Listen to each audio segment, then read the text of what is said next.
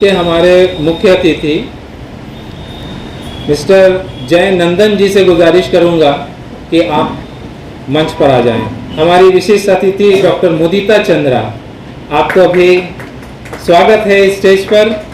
मैं डॉक्टर शाहिद जमील से गुजारिश करूंगा कि आप पटना से आए हुए हैं, आप तशरीफ लाएं और आप स्टेज पर आप तशरीफ रखें। इसके साथ साथ मैं बात कर रहा हूं तनवीर अख्तर रुमानी साहब की।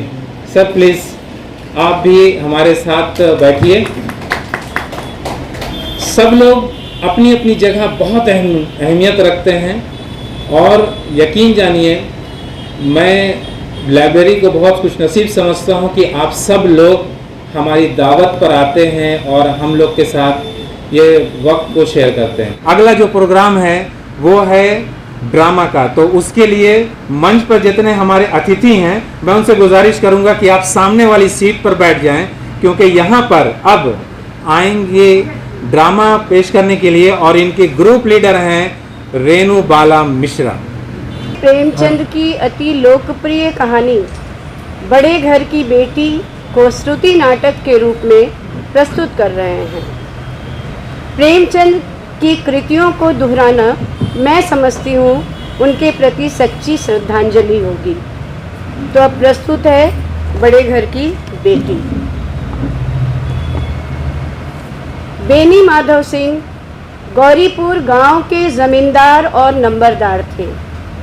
उनके पितामह किसी समय बड़े धन धान्य से संपन्न थे। गांव का पक्का तालाब और मंदिर, अब जिसकी मरम्मत भी मुश्किल थी, उन्हीं के कीर्ति स्तंभ थे।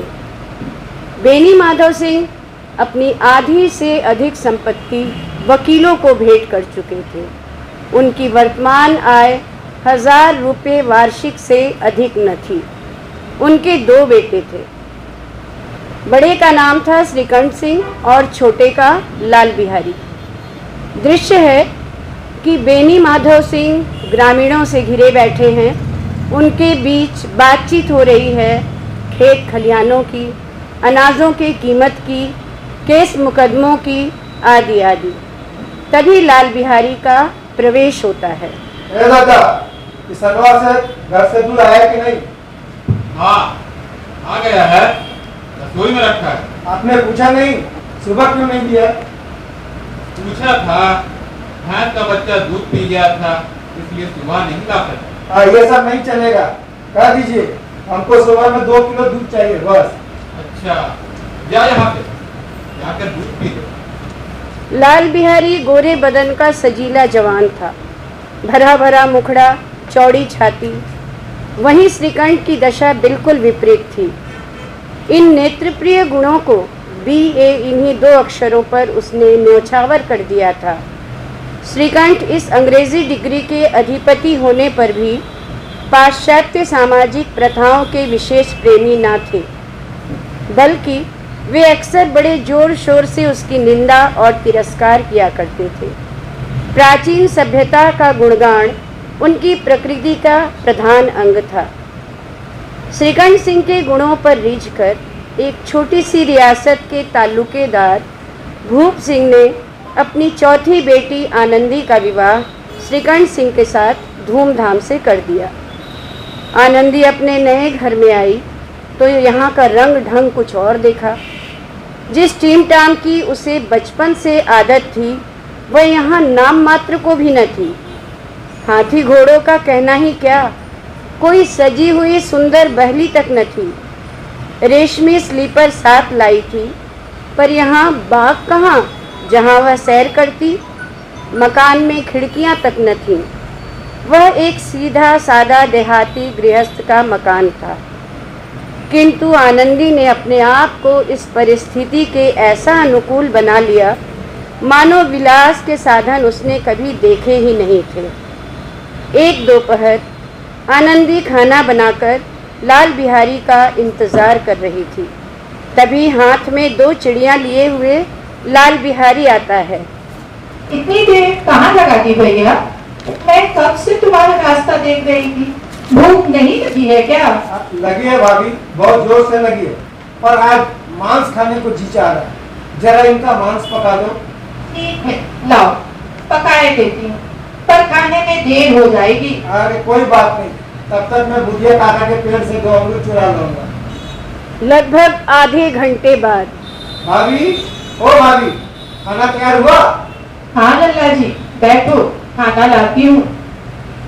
हाँ, क्या सुगंध है, सुगंध ने तो भूख बढ़ा दी। अरे दाल में घी नहीं है भाभी, घी डालना भूल गई क्या? घी तो सब मांस में पड़ गया। सब मांस में पड़ गया? अभी परसों ही तो घी आया था, इतने जल्दी कैसे खत्म हो गया? पर आज पाव भर से ज्यादा ना रहा होगा, वह सब मैंने मांस में डाल दिया। लाल को गुस्सा आ गया। मायके में तो जैसे घी की नदी बहती हो। स्त्री गालियां सह लेती है, मार भी सह लेती है, पर मैके की निंदा नहीं सही जाती।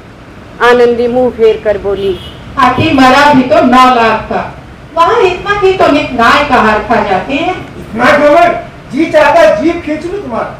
मुंह संभाल कर बात करो लल्ला जी, आज वे होते तो मजा चखा देते।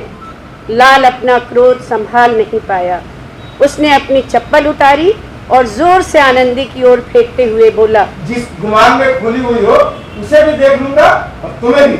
लल्ला! क्रोध के मारे कांपती हुई आनंदी सीधे अपने कमरे में जाकर खड़ी हो गई। 2 दिन तक बिना खाए पिए कमरे में पड़ी रही। तीसरे दिन शाम को श्रीकंठ शहर से वापस आए। बाहर बैठक में पिता बेनी माधव सिंह से मुलाकात हुई। उनके चरण छुए। आओ बेटा श्रीकंठ, कहो कैसे हो, सब ठीक ठाक है ना? जी दादा, सब ठीक है, मैं भी ठीक ठाक हूँ। बेटा श्रीकंठ, एक बात कहनी थी। जी दादा, बोलिए क्या कहना चाह रहे हैं? बहू को थोड़ा समझा देना। इस बारे में दादा? उसे समझा देना कि बहू बेटियों का ये स्वभाव अच्छा नहीं कि वे मर्दों के मुंह लगे। हाँ भैया, भाभी को समझा देना, वह बड़े घर की बेटी है तो हम भी कोई कुर्मी कहार नहीं है। आपकी बात क्या हुई, साफ साफ पता तो चले। कुछ नहीं, यूं ही आप ही उलझ पड़ी। मायके के सामने हम लोगों को कुछ समझती ही नहीं। श्रीकंठ सिंह बिना कुछ बोले अंदर चले गए। तुम आ गए, चित्त तो प्रसन्न है। हाँ, बहुत प्रसन्न है, पर तुमने घर में यह क्या उपद्रव मचा रखा है? क्या मैंने उपद्रव मचा रखा है? जिसने तुमसे यह आग लगाई है उसे पाऊं तो मुंह झुलस दूं। इतनी गर्म क्यों होती हो, बात तो कहो। क्या कहूँ, यह मेरे भाग्य का फेर है। नहीं तो एक गंवार छोकरा जिसे चपरासीगिरी करने तक का शौक नहीं, मुझे चप्पल से मारकर यूं ना अकड़ता। सारी बातें साफ साफ कहो, मुझे तो कुछ भी पता नहीं। देखो, परसों तुम्हारे लाडले भाई ने मांस पकाने को कहा। हांडी में पाव भर से अधिक घी ना था, सब घी मैंने मांस में डाल दिया। जब खाने बैठा तो कहने लगा, दाल में घी क्यों नहीं है? बस इसी बात पर मेरे मायके को बुरा भला कहने लगा। मुझसे रहा ना गया, मैंने भी कह दिया, वहाँ इतना घी तो नौकर चाकर खा जाते हैं।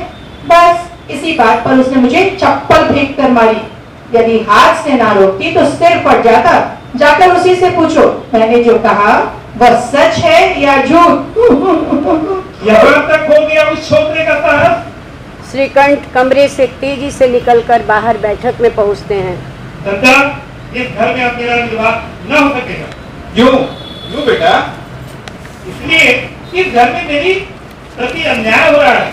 मैं बाहर नौकरी करता हूँ और मेरे पीछे स्त्री पर जूतों चप्पलों को बौछार हो रही है, यह मैं नहीं कर सकता।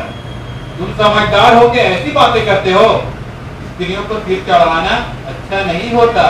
इसी तरह वे घर का नाश कर देती हैं। इतना मैं भी जानता हूँ, आपके आशीर्वाद से मुक्त नहीं हूँ, यह आपको भी पता है और गांव वालों को भी। मेरे समझाने बुझाने से इस गांव में कई घर संभल गए हैं, पर जिस स्त्री के मान सम्मान का मैं ईश्वर के दरबार में उत्तरदाता हूँ, उसके प्रति पशुवत व्यवहार मुझे असह्य है। लाल बिहारी तुम्हारा भाई है, उससे भूल चूक हो तो उसके कान पकड़ो, लेकिन मैं लाल बिहारी को अपना भाई नहीं मानता। स्त्री के कारण? नहीं, उसकी क्रूरता अविवेक के कारण। बेनी माधव अनुभवी आदमी थे। वे ताड़ गए कि उनके दरवाजे पर धीरे धीरे गांव के लोग हुक्के चिल्लम के बहाने तमाशा देखने के लिए जमा हो रहे हैं। उन्होंने निश्चय कर लिया कि इन द्वेषियों को ताली बजाने का अवसर न दूंगा। तुरंत कोमल होकर श्रीकंठ सिंह से बोले, बेटा, मैं तुमसे बाहर नहीं हूँ, तुम्हारा जो जी चाहे करो। अब तो लड़के से अपराध हो गया। मैं लाल बिहारी के साथ अब इस घर में नहीं रह सकता। बेटा, बुद्धिमान लोग मूर्खों की बातों पर ध्यान नहीं देते, वो बेसमझ है। उससे जो भूल हुई तुम बड़े होकर क्षमा करो।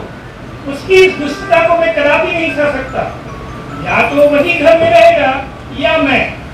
आपको यदि वह अधिक प्यारा है तो मुझे विदा कीजिए, मैं अपना भार संभाल दूंगा।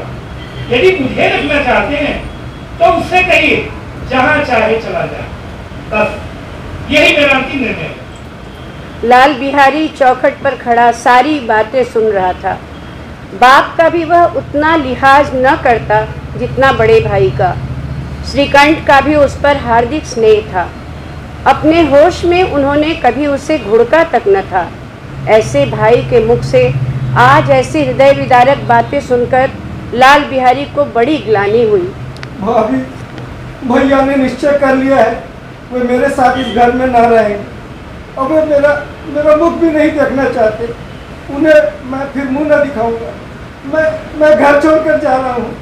मुझसे जो अपराध हुआ उसे क्षमा करना। आनंदी ने शिकायत तो कर दी थी, लेकिन अब मन ही मन पछता रही थी।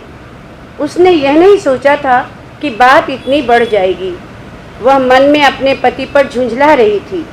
जब उसने लाल बिहारी को अपने दरवाजे पर खड़े होकर यह कहते सुना कि मैं घर छोड़कर जा रहा हूँ, तो उसका रहा सहा क्रोध भी पानी हो गया। लाल बाहर खड़े बहुत रो रहे हैं। तो मैं क्या करूं? उन्हें भीतर बुला लो। मेरी जीभ में आग लगी, कहाँ से झगड़ा उठाया मैंने। मैं नहीं बुलाऊंगा। पछताओगे। उन्हें बहुत ग्लानि हो रही है। ऐसा ना हो कि वे चल दें। भाभी, भैया से मेरा प्रणाम कह दो। मैं उन्हें अपना मुंह न दिखाऊंगा। आनंदी शीघ्रता से उठी और लाल का हाथ पकड़ लिया। मुझे जाने दो भाभी। कहाँ जा रहे हो? जहाँ कोई मेरा मुंह न देखे। मैं तुम लोगों के साथ रहने योग्य नहीं हूँ। तुम्हें मेरी सौगंध, अब एक पग भी आगे ना बढ़ाना। जब तक मुझे यह ना मालूम हो जाए कि भैया का मन मेरी तरफ से साफ हो गया है, मैं इस घर में कदापि न रहूंगा। लाल लाल लाल मेरे भाई, आ मेरे पास आ। भैया, अब मत कहिएगा कभी कि मैं तुम्हारा मुंह न देखूंगा। इसके सिवा आप जो भी दंड देंगे मैं स्वीकार कर लूंगा। अब जो बीत गई उसे भूल जा मेरे भाई, भूल जा। सारे गिले शिकवे भूलकर दोनों भाई आपस में गले मिलते हैं। आहा, भाई भाई का मिलाप हो रहा है। मुझे क्षमा करें बाबूजी, पता नहीं मैंने कैसे। नहीं बहू, तुम तो लक्ष्मी हो। आज तुमने इस घर को बिखरने से बचा लिया। सचमुच बड़े घर की बेटियां ऐसी ही होती हैं जो बिगड़ता काम बना देती हैं। गांव में जिसने भी यह वृतांत सुना, उसने इन्हीं शब्दों में आनंदी की उदारता को सराहा। बड़े घर की बेटियां ऐसी ही होती हैं। बड़े घर की बेटियां ऐसी ही होती हैं। धन्यवाद। हाँ, मैं इन पात्रों से आपका परिचय करा दूं। सबसे पहले मैं ललन शर्मा जी, जिन्होंने लाल का अभिनय किया, ये केरला समाजम स्कूल में अध्यापक हैं। हम उसके बगल में बैठे हैं श्री अरुण सज्जन जी, वे DBMS B.Ed कॉलेज में प्रोफेसर हैं। उसके बाद बैठी हैं जिन्होंने आनंदी के संवाद बोले, वे हैं पुष्पांजलि मिश्रा, जो DBMS कॉलेज में हिंदी की शिक्षिका हैं। लोयला स्कूल में हिंदी की शिक्षिका हैं। पहले वो शायद DBMS में थी, इसलिए मेरे मुंह से निकल गया। और अंत में जिसको आप सबसे बुजुर्ग व्यक्ति के रूप में जिसने संवाद पढ़ा, वो हैं मोहम्मद शाहनवाज, वे DBMS बीएड कॉलेज में छात्र हैं। मेरा विद्यार्थी। आपका परिचय? अच्छा। और मैं रेणुबाला मिश्रा, मैं जमशेदपुर में टैगोर एकेडमी से सेवानिवृत्त शिक्षिका हूँ। अभी 2 महीने पहले मैं सेवानिवृत्त हो गई और अभी भी मैं पार्ट टाइम वहाँ जॉब करती हूँ। धन्यवाद। धन्यवाद।